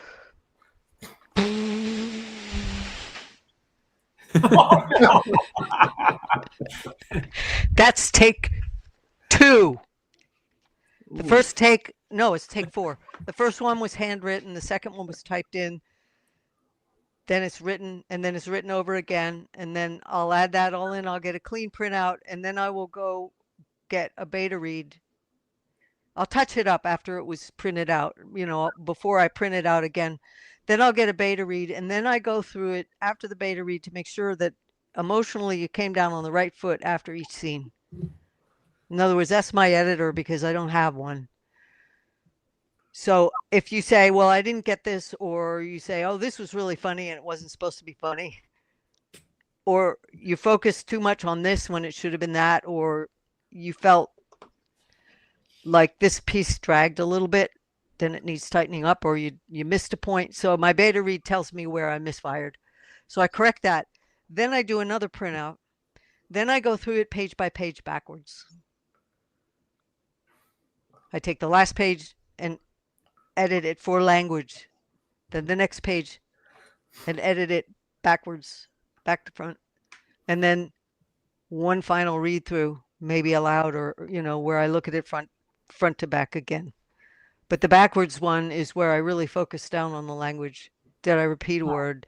Is there a better word that goes in this? Because it breaks the story up and you're not paying attention to the tension of the story. You're only getting it in one-page clips. So you're really focusing on the language. So that's how I do it. It's intensive. 10 passes probably. What's the advantage of going backwards on that edit? You don't get caught up in the story. Uh-huh. You don't get caught up in what happens. You get interrupted every page. So it makes you focus on each sentence, each paragraph, each page without getting caught in the momentum of the story. Okay, I find I catch an awful lot going backwards. I don't feel weird anymore. I go backwards on my final edit. So when I get when I get this back from the editor, I will go backwards. Especially because I don't know how you feel, Jenny. Over the years, I've really, largely inspired by you, I think, I've really worked harder on my endings, and that's become hopefully a strength now. So I find that it does help me catch more things going backwards. Yeah, you really focus on, people say, how did you pick the perfect word for that sentence every time? It's that backwards edit that catches all those. Gee, there's a better word for this. I know there's a better word for this. And so you just keep pairing it until you get that precision. And how many books there's any writer out there can write an explosive beginning. Any writer out there can do an explosive third. A lot of them bag in the middle, and a whole lot of them don't stick the ending. How many books have you said the ending just did not live up to the beginning? So that's one of my huge focuses when I write something is I want to stick the ending. I don't care if the beginning isn't got the perfect hook or the perfect first sentence or I want that ending to ring. Yeah. So it's where the curtain closes to me that has to carry the weight. And if it doesn't, to me, it's a fragment. I will never finish that and let it out. Yeah. Do you, sort of a question for all of you, I suppose, but on that note, Janie, like, is that sort of where you start with like this idea of where you want it to end and then you work backwards to create the whole story? Or do you have a different process than that? Every book is different. Some books you pants it and you write the first third and you have no idea what the ending is, but by the time you're done the first third. Some books, maybe you have an idea for a finish point, or they're all different. Why do you have to have one set thing for every single story? You're just going to lock yourself in cement that way. Your creative process changes over the years too as you get older, especially if you're women and you get menopause. Surprise, that rewires your brain. I'm sorry, but it does. Okay. How I wrote back in the day is not how I draft now. Doesn't work the same way. So don't expect everything to be the same all the time. Creativity is fluid and it waxes and wanes. Some books write easy, some books write hard, and sometimes the well is dry and you got to just take a deep breath and live with it for a while. It comes back. It always comes back, but not if you freak out about it.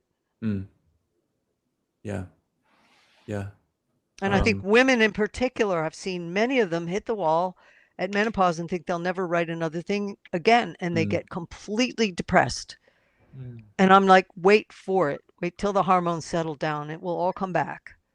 But that 4 or 5 year period where everything feels flat, just spend it reading if you have to. But don't panic. And the reason why I'm putting that out there in public is because I feel it's not talked about enough. Sure. Yeah. The well never runs dry. It replenishes itself, but understand that your focus in life is going to change. And what's going to make an exciting story is going to change. And it's not going to be as easy because you picked all the low-hanging fruit. When you write your 6th bar fight and you don't want it to read like the first one, you got to dig a little bit deeper to make it work because you want to present something different. Yeah. So if you think of it that way, you've got to scrape a little harder. You got to bleed a little more to get into the pith of what's going to make a scene work. It may not be the same as when you're 20. I see. I mean, that makes sense. Yeah. Giving people hope. This is nice. I Yeah. like that. Yeah. Just hang in there. It will get better. Yeah. And every book you write, I think it's going to accomplish different things and it's going to feel different. All my books feel so different, right? Like, and I feel like they accomplish such different things, like I don't know how Philip feels. I'm interested to hear what Philip thinks because he's completed his series. That's the other thing too. Like, I believe when I finish the John King saga, one more book to go after this one, but I think I'm going to feel differently about what each book accomplished. I know reading Jenny's books, in my head, each of those books is like a child. I have my thoughts about each one of Jenny's book and how it made me feel and what it accomplished for me in terms of the overall series. I think of Philip's books, same thing, right? Both of you came to writing a little bit later in life.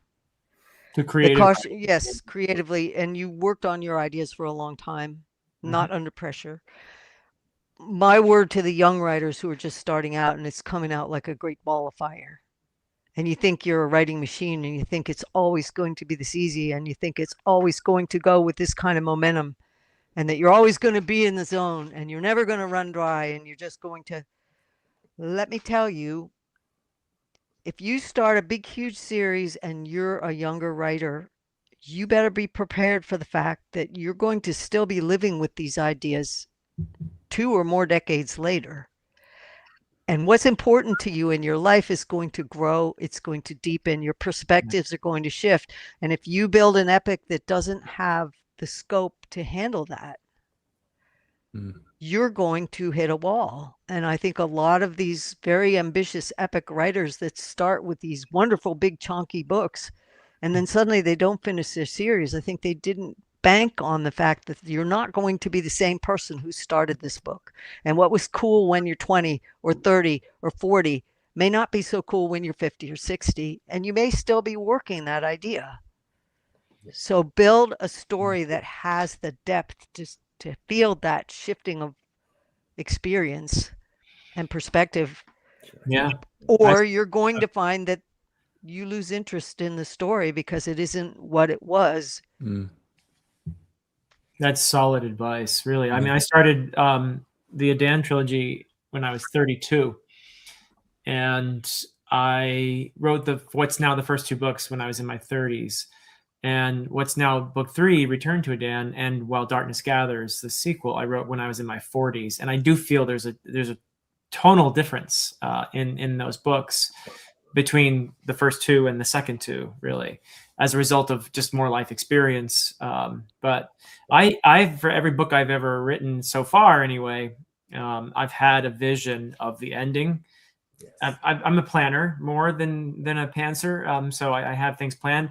But I've always also found that the story speaks to me while I'm writing it and pulls me in places I didn't know I was going to go. You've got a lot more scope and depth to yours that did have the built-in room. I'm talking some of the others where it starts out and it's much more, how can I say it, action-oriented and adventure-oriented, and then suddenly it hits a wall or that people lose their way. Yeah. And then they got to keep adding characters or adding scenes to keep it fresh and keep it new. If you're going to do what I did with Light and Shadows, which is stack it all vertically and dig deeper, you have to make sure that that shifting of perspective is built in. Yeah. So in my case, I knew when I started working these ideas that I was too young for them. I knew it. I said, I'm writing towards an ending where I do not have the life experience. I do not have the spiritual experience. There are things that I'm going to be writing in the final book that I do not have the scope and the depth to write now. So I forced the challenge, didn't I? I had to find it. I had to pursue that stuff so that when I got there, I would be there. Yeah. But I think a lot of these series that lose momentum in the middle and the writers never finish, that's one of the factors that happens. Yeah. Yeah. And I think too, things like we see from, I think we've all read Malaza, and so my favorite book of the series, Toll the Hounds, Steven Erikson unfortunately was dealing with grief when he wrote that book, and that book ruined me. I wept like a baby. And then but I also found recently when a little while back when my own father-in-law passed away, and it really affected me. I look back now reading edits for Black Dragon Unread, and I think some of the best parts of that book come from my sense of loss, dealing with my father-in-law's loss. And I think that's one of the reasons that's made this book, better than it would have been, sadly, Sure. their circumstances. But yeah, like Janny said, it's those lived experiences that go into your books that really can affect the writing. Yeah.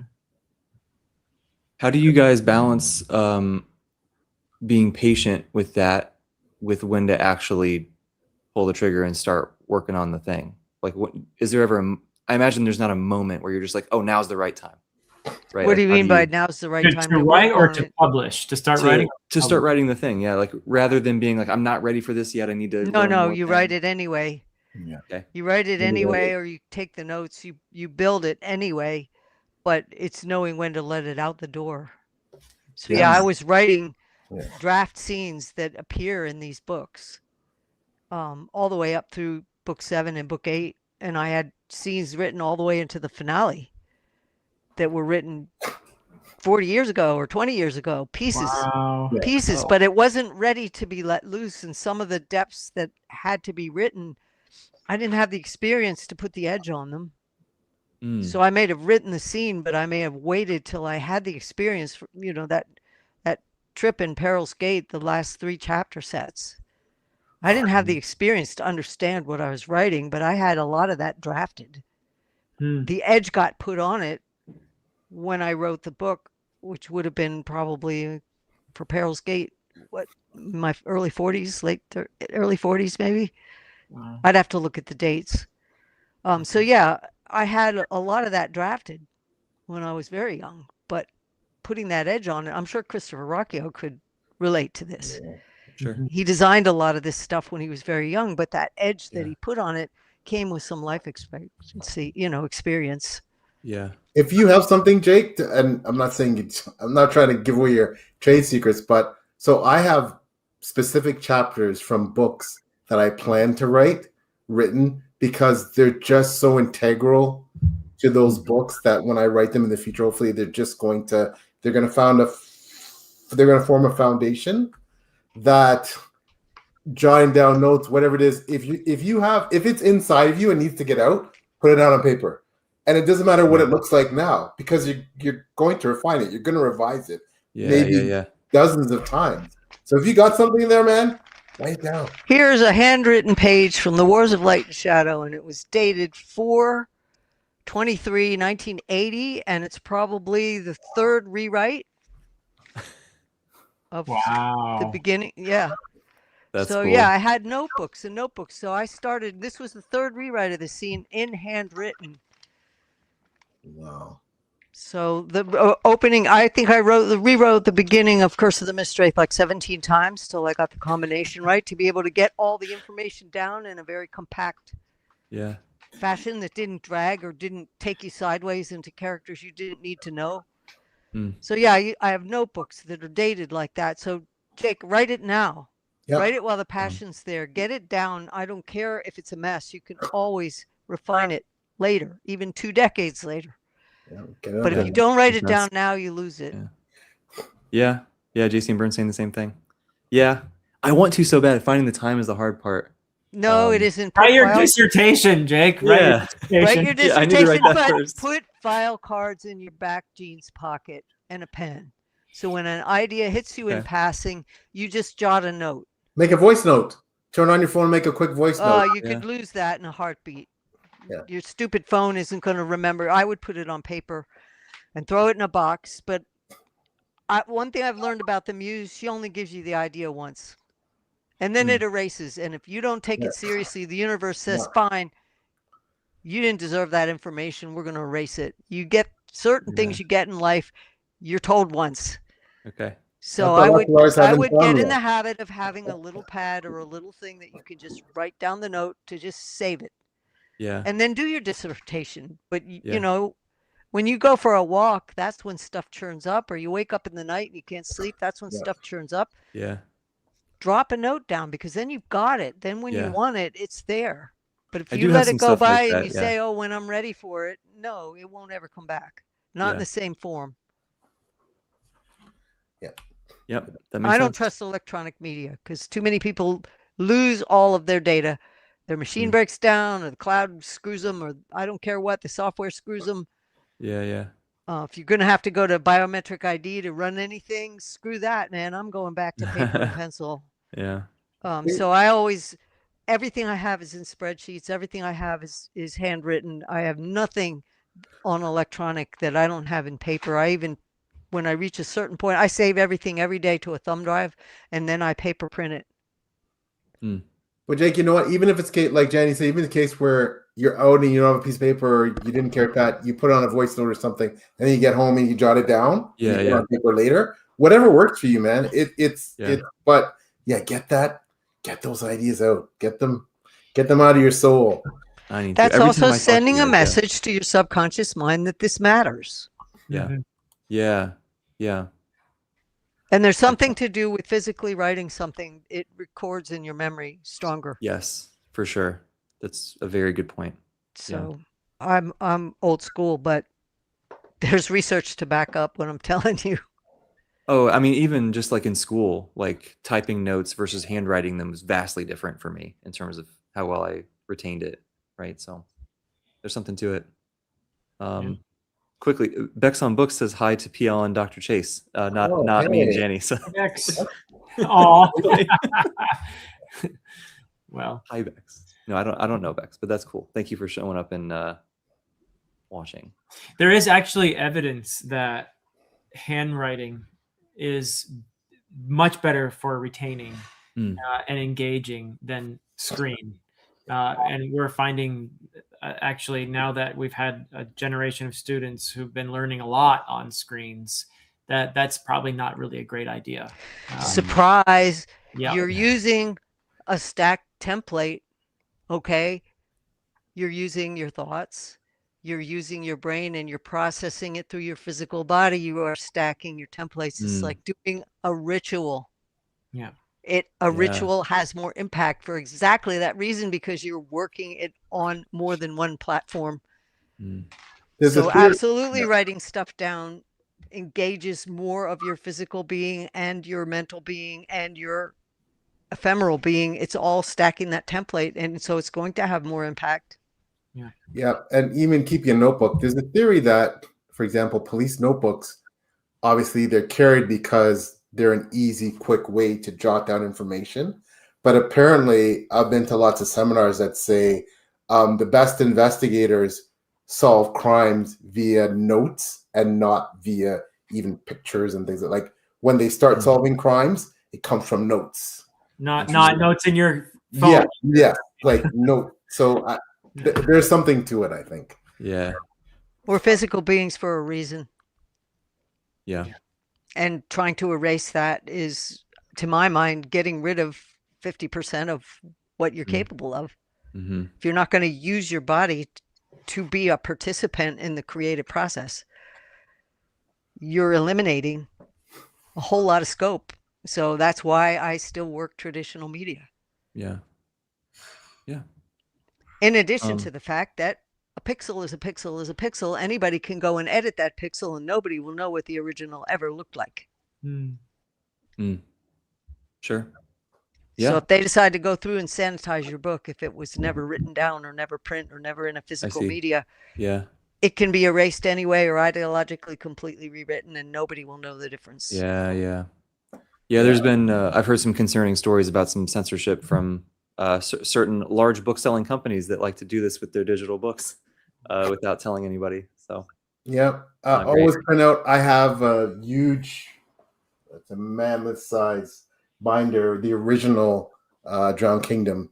It's still there. And then every time my 90-year-old mother, who still likes to read my books, I print her out the first draft. So she keeps them all, like the first draft of each book. So she has, some of those. And so they're there for posterity and I'll keep them.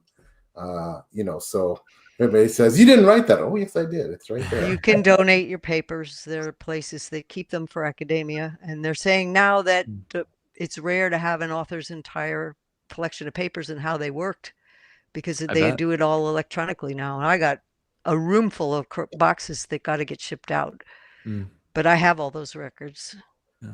But just think, Jake, you're going to be, and you already have been, I presume, with a master's thesis. You're going to be a published author. You have been a published author already. Your master's thesis, and you're going to be a published author with your PhD dissertation. So, there you go. You're already you got a head start that a lot of people don't get. Yeah, So, and someday I'll have to make that decision of using a pen name or not, right? Because of I don't know how much I want to cross those streams, but I also don't really care. So let's just do it. Well, just remember, some student dozens of years from now might go into whatever passes for a library in the future and goes looking for your paper because they want to, learn something specific about. Tolkien didn't bother with a pen name. No. It's good enough for him. It's good enough. Stand behind what you're doing, and it's like Buckminster Fuller. Only insects specialize. I like it. Deal with it. Yeah, right? I like that. To the people who complain that you shouldn't cross your streams, deal with it. Yeah. Just deal with it. If you got a Renaissance mind, use it. Yeah. But Tolkien never bothered with a pen name. That's funny. I had the issue that there was a person who was not named Philip Chase, but used Philip Chase as a pen name. Oh. Wow. This gentleman has published, I don't know, like a dozen books or more. They're not very well known, but you can find him on Goodreads. Interesting. And every time one of my books is placed on Goodreads, it's put under him instead of me. Oh, no. Gosh.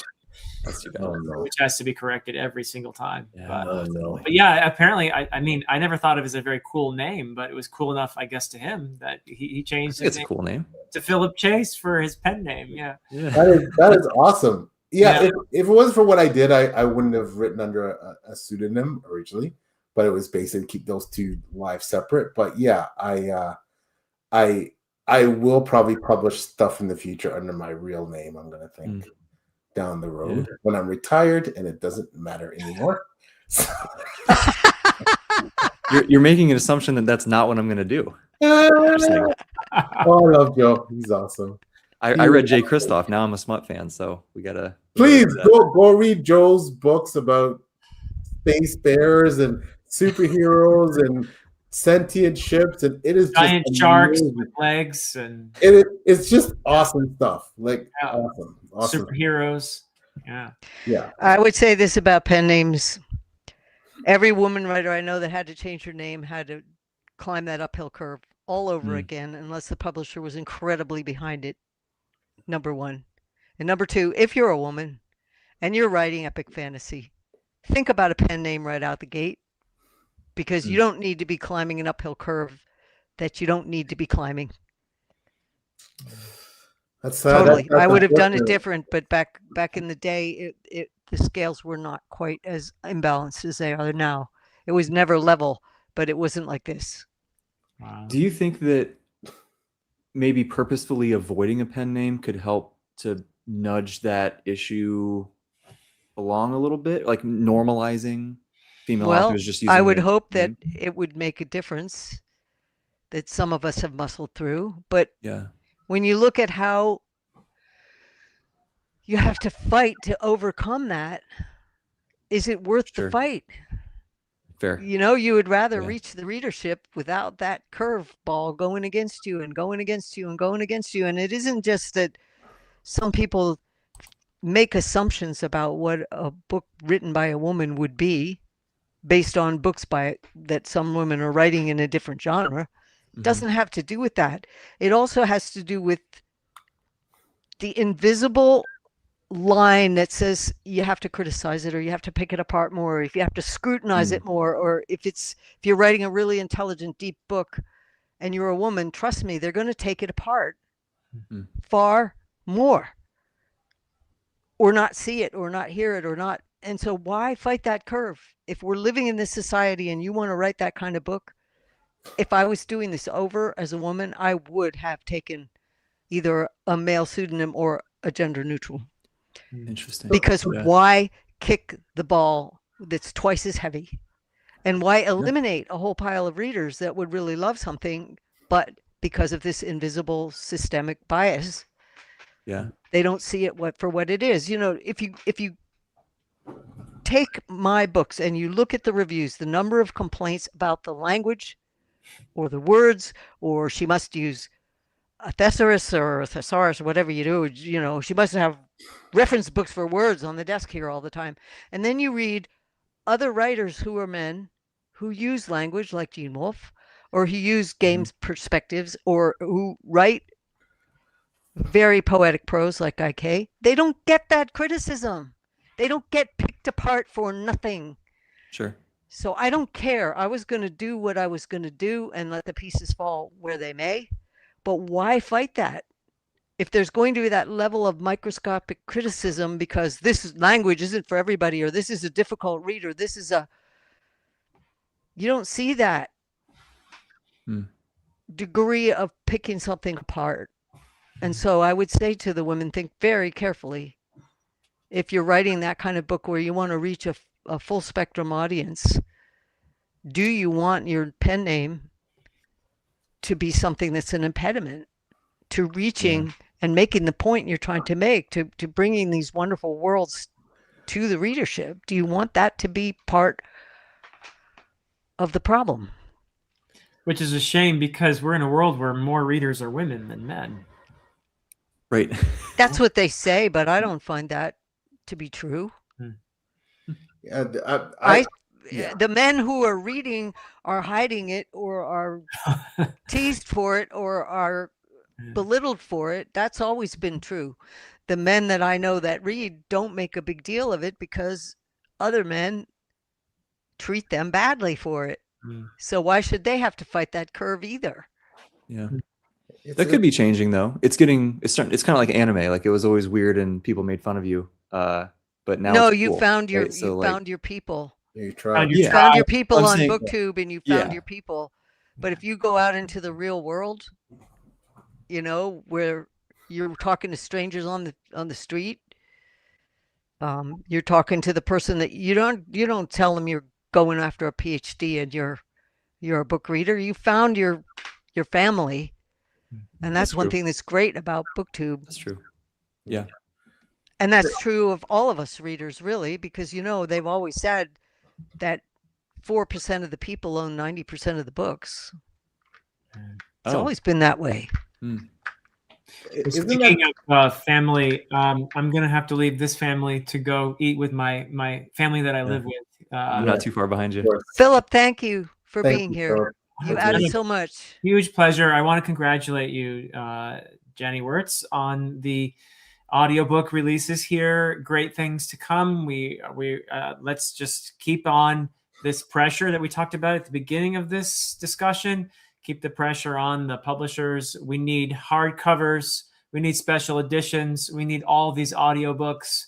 So everybody, you know, go to town. This is a series that is so worth fighting for. So, well, you have my heartfelt thanks for helping make this happen. Yeah. Oh, and I'm so looking forward to finishing the series. But thank you so much, Jake, for inviting me. PL, it's always a joy to chat with you, and everybody in the chat. Thank you so much, and I'll see you guys around. Give your family our best. Give your family our best. Yes, please. Thank you for coming. Have a good night. I want to say quickly, isn't it scary to think about for seeing what Janie went through, someone like Robin Hobb, if she had written under her real name, would she be Robin Hobb? The Robin Wait a Hobb. minute. She wrote as Megan Lindholm before she was Robin Hobb. Did you know that? I didn't know that. Oh, yeah. And that's not her real name either. But she was Megan Lindholm. She wrote something called The Limbreth Gate. She wrote a trilogy. She wrote 2 or 3 urban fantasies, Cloven Hoofs, Wizard of the Pigeons. Awesome urban fantasy before that was even a thing. And I believe she also wrote something called The Reindeer People trilogy, which was prehistory.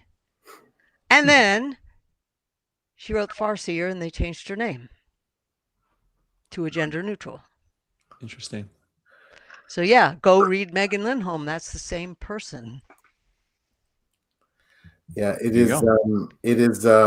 You know, a lot of my friends in the BIPOC space, especially if they have, you know, African names, indigenous names, all kinds of names that, you know, they frequently write pen names because they frequently use pen names because they feel that their books will sell and reach more people. And sadly, that's just the reality. But yeah, I think I hope, and I know there's some questions I saw in the chat for Janie about trans authors. I hope we get I was going to bring that up next too. Yeah. get to that, and I'm sure you were going to that. You know, like it would be nice to know that we can live in a world where we can write anything we want or whatever name we want, and someone wants to read it, and that's the end of it. Yeah. It'd be nice, but that's not the reality, right? So Yeah.